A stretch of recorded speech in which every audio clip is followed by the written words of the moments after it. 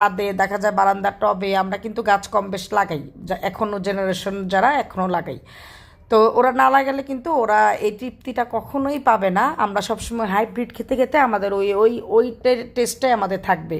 আমি দেখে ধনিয়া পাতাগুলো যখন আব্বু এনেছে, এনে আমাকে বলল যে এই যে নাও ধনিয়া পাতা নিয়ে এসেছি, ভর্তা বানিও।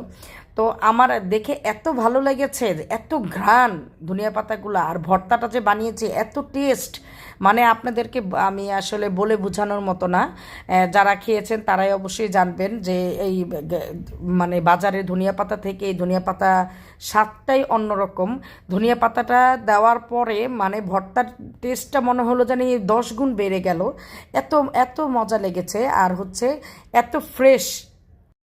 তো যাই হোক, এটাই আপনাদের সাথে শেয়ার করলাম। সবাই ভালো থাকবেন, সুস্থ থাকবেন, আমার জন্য দোয়া করবেন। আল্লাহ হাফেজ। আসসালামু আলাইকুম।